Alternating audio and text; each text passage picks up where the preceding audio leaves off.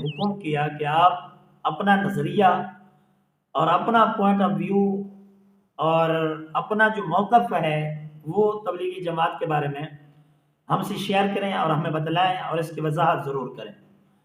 تو اس حوالے سے چند ایک گزارشات آپ احباب کے سامنے رکھنا چاہتا تھا۔ بر صغیر میں، پاکستان میں اور دیگر کچھ ممالک میں کچھ عرصہ سے یہ تبلیغی جماعت،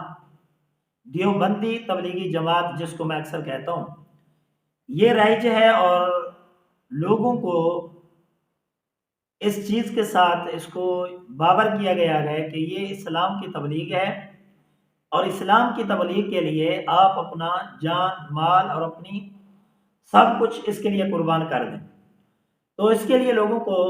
گھروں سے نکالا جاتا ہے اور اس کے لیے لوگوں کو آمادہ کیا جاتا ہے۔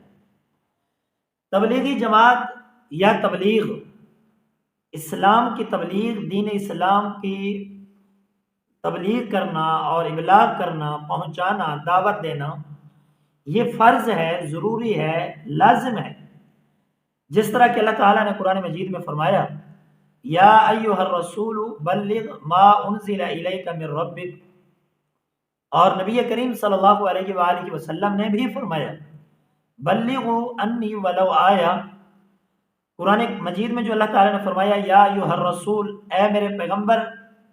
اے میرے رسول، بلغ، آپ تبلیغ کریں، آپ پہنچائیں، آپ دعوت دیں، ما انزل الیک من ربک، اس چیز کی ابلاغ کریں، اس چیز کی دعوت دیں، اس چیز کی تبلیغ کریں جو میں اللہ تعالیٰ نے آسمان سے اتارا ہے آپ کے لیے۔ قرآن مجید بھی اللہ تعالیٰ کی طرف سے وحی ہے اور نبی کریم صلی اللہ علیہ وآلہ وسلم کے فرامین بھی وہ بھی وحی ہے۔ وَالنَّجْمِ إِذَا هَوَى مَا ضَلَّ صَاحِبُكُمْ وَمَا غَوَى وَمَا يَنطِقُ عَنِ الْهَوَى إِنْ هُوَ إِلَّا وَحْيٌ يُوحَىٰ عَلَّمَهُ شَدِيدُ الْقُوَىٰ،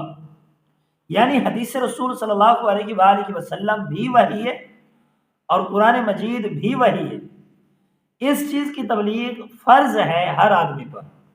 اور نبی کریم کا فرمان ہے بلغوا انی ولو آیا، پہنچا دو میری طرف سے اگرچہ کوئی ایک آیت ہی کیوں نہ ہو، پہنچا دو۔ ہر کسی کے لیے لازمی ہے، فرض ہے، ضروری ہے کہ وہ تبلیغ کرے، دعوت دے، جتنا وہ اپنی استطاعت رکھتا ہے، جانتا ہے، جانکاری ہے اس کو، تو وہ اس کی دعوت آگے پہنچائے، یہ بہت ضروری ہے۔ اب آتے ہیں اس چیز کی طرف جو طریقہ کار ہمارے پاکستان میں رائج ہے یا پاک و ہند میں، بر صغیر میں جو یہاں رائج ہے آج کل، جو یہ تبلیغی جماعت، آیا کہ ان کا کام صحیح ہے یا غلط ہے؟ یہ تبلیغ اسلام کی تبلیغ ہے یا کوئی اور چیز ہے؟ تو اس کے بارے میں چند ایک گزارشات رکھنا چاہتا ہوں۔ یہ تبلیغی جماعت اسلام کی تبلیغ نہیں ہے، یہ تبلیغی جماعت دین اسلام کی دعوت نہیں دیتی، بلکہ میں نے جو اس کو نام دیا ہے وہ ہے دیوبندی تبلیغی جماعت، یعنی مذہب دیوبند، مسلک دیوبند کی ترویج کر رہے ہیں اور اس کی یہ دعوت دے رہے ہیں اور اس کی تبلیغ یہ لوگ کر رہے ہیں۔ مثال بطور، اگر ان کا اسلام کے بارے میں دعوت ہوتی، اگر یہ اسلام کی دعوت دیتے، اگر قرآن کی دعوت دیتے، تو ان کے ہاتھ میں قرآن مجید ہوتا یا قرآن مجید کا کوئی مترجم کوئی نسخہ ہوتا، یا ان کے پاس کوئی حدیث کی کتاب ہوتی احادیث کی کتب میں سے۔ لیکن بدقسمتی سے جب سے ہم نے ان کو دیکھا ہے، نہ ان کے پاس حدیث رسول صلی اللہ علیہ وآلہ وسلم پر کوئی کتاب ہے، نہ ان کے پاس قرآن مجید ہے، اور نہ ہی قرآن مجید کا کوئی ترجمہ یا مترجم کوئی نسخہ ان کے پاس موجود ہوتا ہے۔ ان کے پاس کیا موجود ہے؟ ان کے پاس ہے فضائل اعمال۔ فضائل اعمال میں ون ٹو آل جتنی عقائد ہیں وہ قرآن اور حدیث کے اکثریت منافی ہیں اور اس کے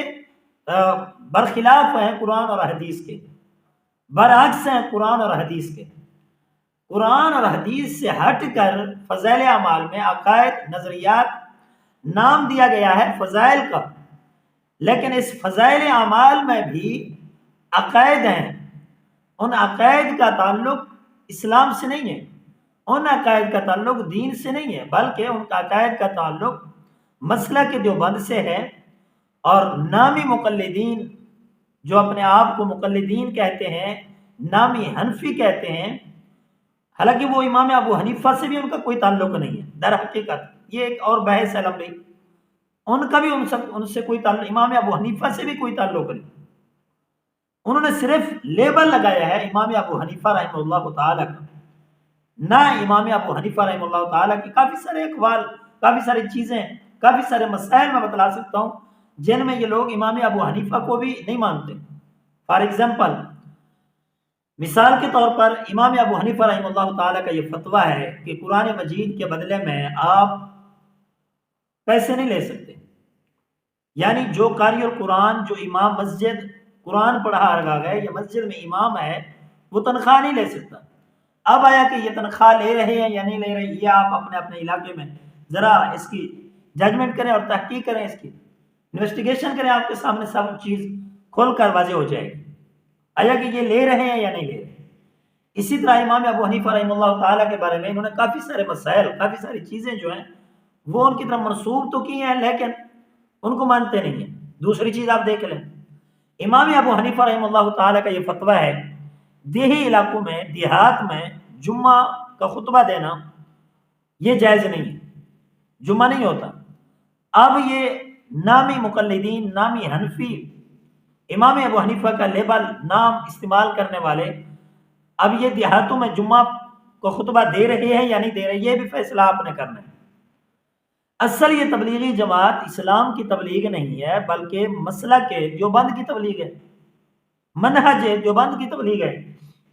اور جو شخص دیوبندی مسئلہ کی تبلیغ کرنا چاہتا ہے وہ بالکل چلا جائے، ہمیں اس سے کوئی غرض نہیں، وہ اسلام کا نام نہ لے، وہ دین کا نام نہ لے، وہ اس کو دعوت اسلام نہ کہے بلکہ دعوت دیوبند، مسئلہ کے دیوبند، منہج دیوبند، اس کی ترویج میں لگے رہیں۔ آپ ساری زندگی لگا دیں، ہمیں کیا، ہمیں تو کوئی غرض نہیں، آپ سے روزہ نہ لگائیں، 10 دن نہ لگائیں، چلہ نہ لگائیں، 4 مہینے نہیں، سال نہیں بلکہ پوری زندگی آپ لگے رہیں، ہمیں کوئی فرق نہیں پڑتا۔ لیکن نام اور استعمال کرتے ہیں، کام اور کرتے ہیں، یہ غلط ہے۔ ہمارا افراد جو اکثریت افراد جو ان کی ہوتی ہے نا تبلیغی جماعت کی، تبلیغی جماعت کے جو افراد ہیں، افراد بھی وہ تو بیچارے اکثریت ان پڑھ ہوتی ہے، ان کو کوئی کسی چیز کا علم بھی نہیں ہوتا، ظاہراً چند ایک چیزیں ان کو بتلائی جاتی ہیں، جی تبلیغ فرض ہے، انبیاء کے بعد یہ آپ کام ہمارے اور آپ کے ذمہ ہے، لہٰذا آپ ارادہ کرو، نیت کرو، نبیوں نے آنا نہیں ہے، انبیاء کا سلسلہ ختم ہو چکا ہے، لہٰذا اب آپ کی اور میری ذمہ داری ہے، چلیں آپ ہمارے ساتھ۔ اس طرح لوگوں کو ورگلا کر جب چلے جاتے ہیں تو وہاں جا کر ان کو نماز حنفی باقاعدہ رٹائی جاتی ہے، ان کو فضائل اعمال والے عقائد رٹائے جاتے ہیں۔ تو اس چیز کے بارے میں ہمارا جو نظریہ ہے تبلیغی جماعت کے بارے میں وہ یہ ہے کہ تبلیغی جماعت ایک تو تبلیغ کے لیے، دعوت اسلام کے لیے جماعت کا نکلنا یہ لازمی اور ضروری نہیں ہے، کیونکہ یہ لوگوں نے اس لیے بنایا ہے کیونکہ ان اصل جو نبی کریم صلی اللہ علیہ وسلم نے سیدنا حضرت معاذ رضی اللہ تعالی عنہ کو داعی بنا کر بھیجا تھا، سیدنا حضرت معاذ بن جبل کو بھیجا تھا، اسی طرح کافی سارے صحابہ کرام کو رسول کریم نے داعی صرف ایک بھیجا تھا، جماعت نہیں بھیجی تھی۔ جو 70 قراء کرام کا واقعہ مشہور ہے وہ داعی نہیں تھے بلکہ وہ مجاہد تھے، نبی کریم صلی اللہ علیہ وسلم نے ان کو وہاں ان کی معاونت کرنے کے لیے اور مجاہد بنا کر ان کو بھیجا تھا۔ تو جماعت کا نکالنا سب سے پہلے یہ نبی کریم صلی اللہ علیہ وسلم کا منہج نہیں، دعوت تبلیغ کے لیے جماعت کا نکالنا یہ رسول اللہ صلی اللہ علیہ وسلم کا منہج اور طریقہ نہیں ہے، اور ہمارا بھی یہی عقیدہ ہے، ہمارا نظریہ بھی یہی ہے کہ جماعت کا نکلنا یہ صحیح نہیں ہے۔ اکیلا آدمی داعی بن کر جائے، وہ جا کر لوگوں کو تبلیغ کرے اور بتلائے، دعوت دے، اصل یہ ہے منہج رسول کریم صلی اللہ علیہ وسلم کا۔ لیکن بدقسمتی سے دیوبندی مسلک میں خبر واحد جو ہے وہ حجت نہیں ہے، یعنی ایک آدمی کی دعوت وہ قابل قبول نہیں ہے جب تک ایک جماعت اور ایک لشکر، ایک گروہ، ایک جتھا بن کر وہ تبلیغ نہ کریں۔ تو ہمارا یہ ہے کہ ہم کہتے ہیں ایک تو خبر واحد یعنی ایک داعی بنا کر آپ بھیجیں، ایک داعی بنا کر بھیجیں، وہ جا کر تبلیغ کرے،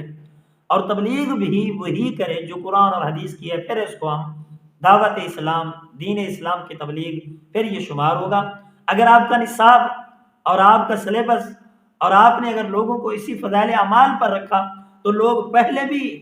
اس کو چھوڑ رہے ہیں۔ جس آدمی نے بھی فضائل اعمال کو مکمل پڑھا ہے نا، مکمل پڑھا ہے، وہ تبلیغی جماعت میں دوبارہ جانا گوارا نہیں کرتا۔ کیوں؟ اس میں کافی سارے عقائد اس طرح کے موجود ہیں، اس طرح کی چیزیں موجود ہیں، یعنی فضائل اعمال میں ہے نعوذ باللہ ثم نعوذ باللہ رسول کریم صلی اللہ علیہ وآلہ وسلم نے اپنے آپ کو رسیوں سے باندھ کر نماز پڑھی، یہ فضائل اعمال میں۔ تو جو آدمی اب اس کی تلاوت کرتا ہے، اس کو پڑھتا ہے، اس کو دیکھتا ہے، وہ دوبارہ کبھی نہیں جاتا۔ تو پھر انہوں نے اپنا جو نصاب مختصر چند ایک صفحات وہ نشانات لگائے ہوئے ہیں، بس اسی کو بار بار آپ 4 مہینے لگائیں، آپ چلہ لگائیں، آپ سال لگائیں، یہ مکمل کتاب فضائل اعمال کبھی نہیں پڑھنے دیں گے، بلکہ چند ایک صفحات جو ہوں گے صرف وہی بار بار پڑھائے جائیں گے۔ تو امید ہے کہ آپ تمام دوستوں کو بات سمجھ آ گئی ہوگی۔ اللہ تعالیٰ آپ سب کی حفاظت فرمائے۔ السلام علیکم ورحمۃ اللہ وبرکاتہ۔